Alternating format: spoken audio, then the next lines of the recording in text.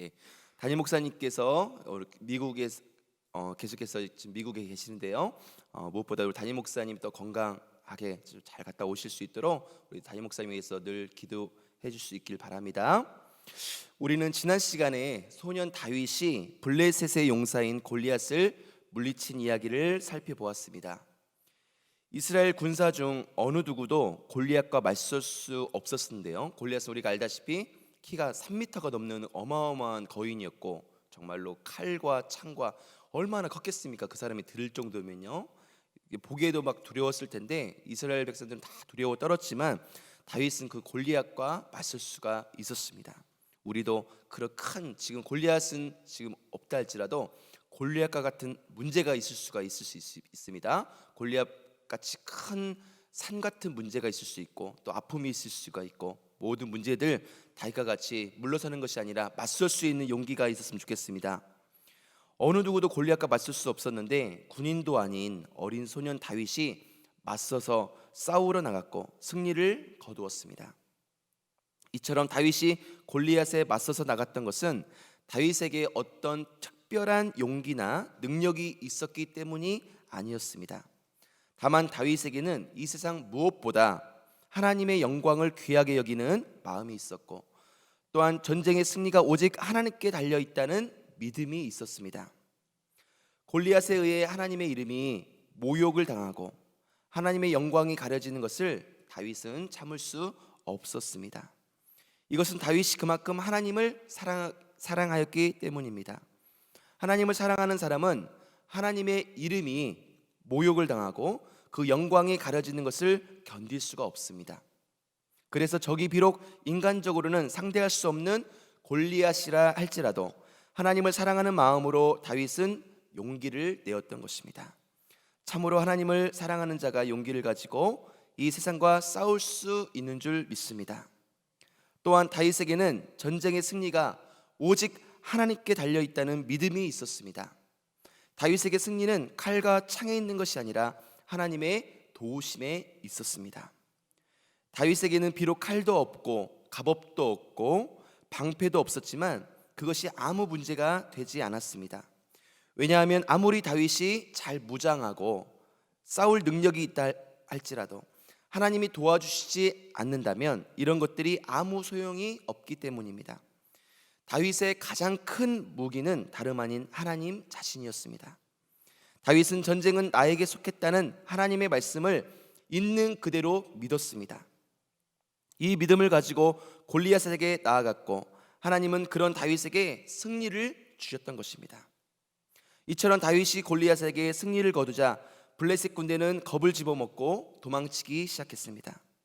이 이스라엘 군대가 그들을 쫓아가 큰 승리를 거두게 되었습니다. 이 일을 통해 다윗은 시골 양치기에서 온 이스라엘 백성들이 칭송하는 위대한 영웅으로 등극하게 되었습니다. 사울을 대신하여 왕으로 기름 부음 받은 다윗이 그 모습을 온 백성에게 나타낸 것입니다. 오늘 우리가 함께 읽은 말씀은 이처럼 골리앗을 이기고 위대한 영웅이 된 다윗을 대하는 사울과 요나단, 이 두 사람의 태도에 대해서 이야기하고 있습니다. 우리는 오늘 말씀을 통해서 특별히 하나님 안에 있는 성도들이 서로를 어떻게 생각하고 관계해야 하는지에 대해서 생각해 보고자 합니다. 먼저 요나단이 다윗을 어떻게 대하였는지 보겠습니다. 오늘 본문 말씀 1절 한번 보시기 바랍니다. 우리 함께 읽도록 하겠는데요.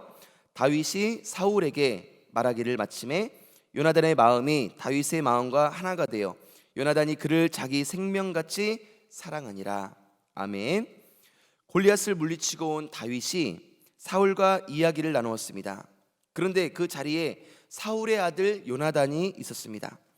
다윗이 사울과 대화를 마칠 때쯤 요나단의 마음은 다윗의 마음과 하나가 되었고 다윗을 자기 생명같이 사랑하게 되었습니다.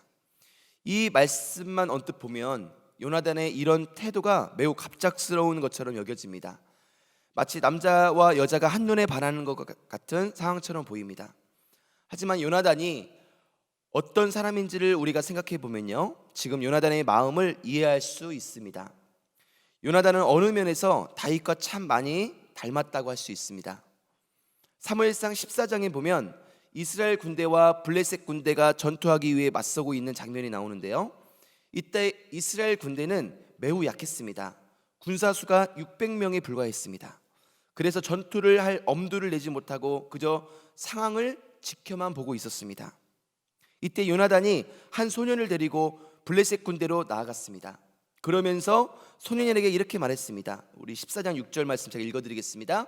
요나단이 자기의 무기를 든 소년에게 이르되 우리가 이 할례 받지 않은 자들에게로 건너가자. 여호와께서 우리를 위하여 일하실까 하노라. 여호와의 구원은 사람의 많고 적음에 달리지 아니하였느니라. 아멘. 요나단의 이 말은 어디서 많이 들어본 말 같지 않습니까? 여호와의 구원은 사람이 많고 적음에 달리지 아니하였다. 나중에 다윗이 골리앗에게 나아갈 때 이렇게 말했던 것입니다. 여호와의 구원하심이 칼과 창에 있지 아니함을 이 무리에게 알게 하리라. 아멘. 우리들도 이 믿음이 있길 원합니다. 요나단에게는 다윗과 똑같은 믿음이 있었습니다. 요나단은 하나님께서 도와주신다면 자신들이 블레셋 군대를 이길 수 있을 것이라고 믿었습니다. 그래서 그 믿음으로 블레셋 군대로 쳐들어갔고 그 결과 이스라엘 군대는 큰 승리를 거두게 되었습니다.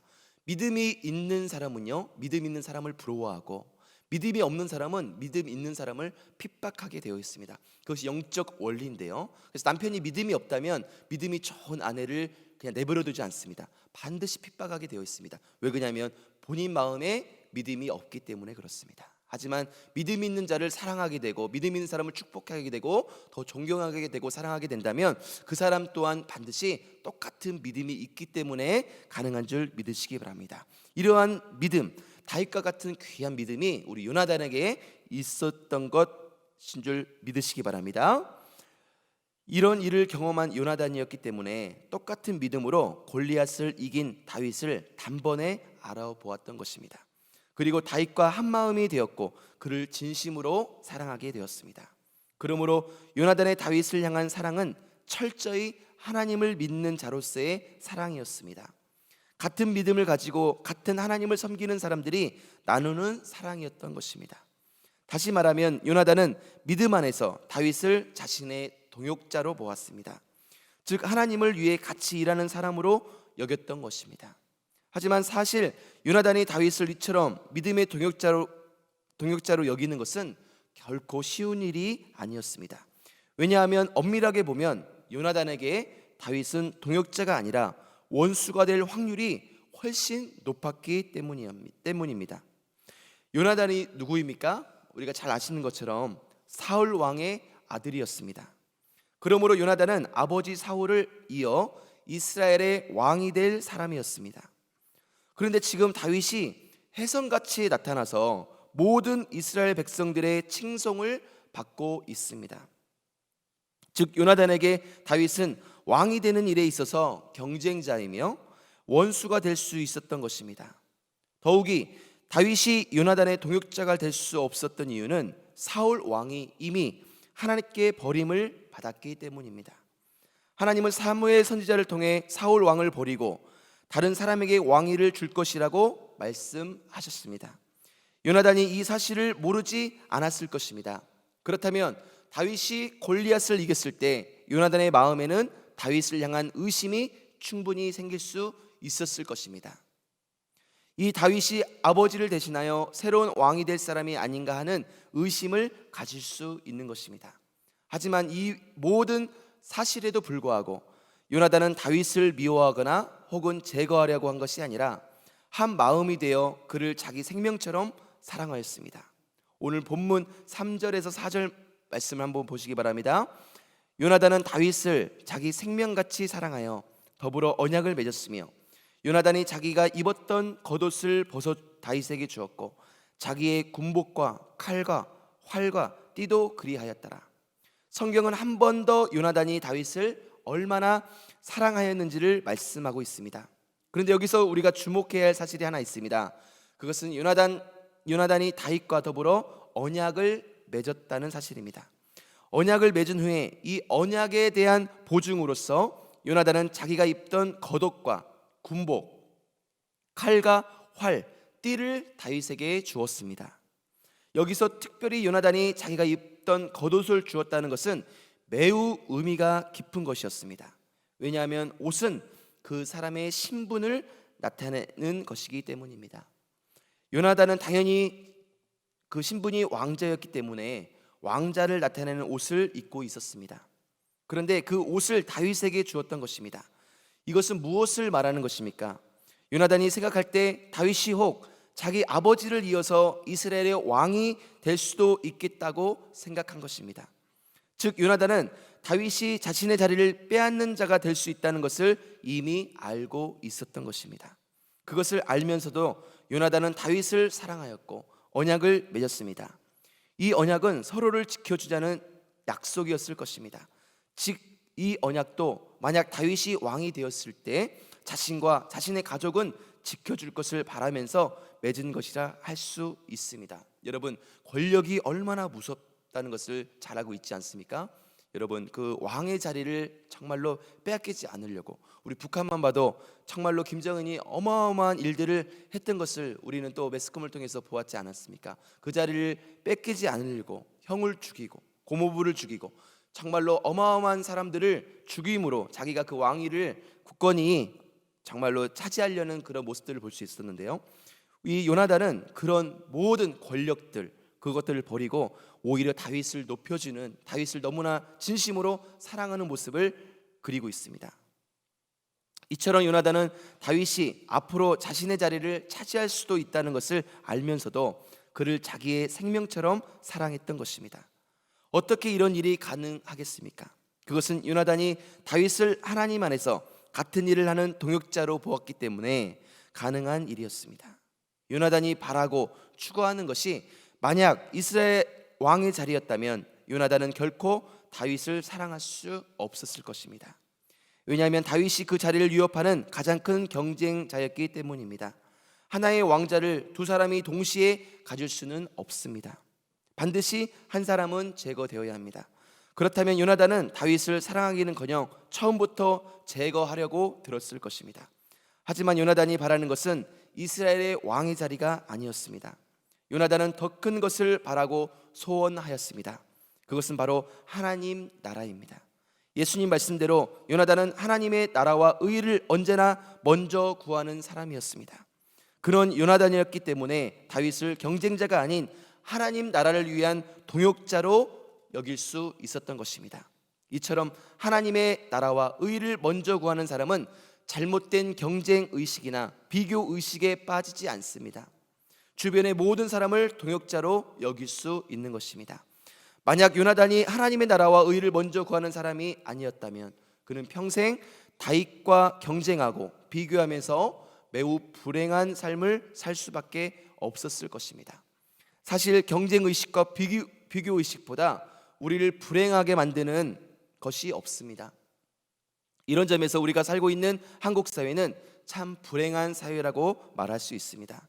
왜냐하면 항상 경쟁을 부추기고 있고 서로를 비교하기 때문입니다. 학생일 때는 시험 성적을 가지고 서로 경쟁하고 비교합니다. 1등을 하지 못하면 다 불행합니다. 어른이 되면 사는 지평수로 비교하고 직업으로 비교하고 연봉으로 비교하고 자녀들이 잘 되는 것으로 비교합니다. 그러다 보니 행복한 사람을 찾기가 쉽지 않습니다.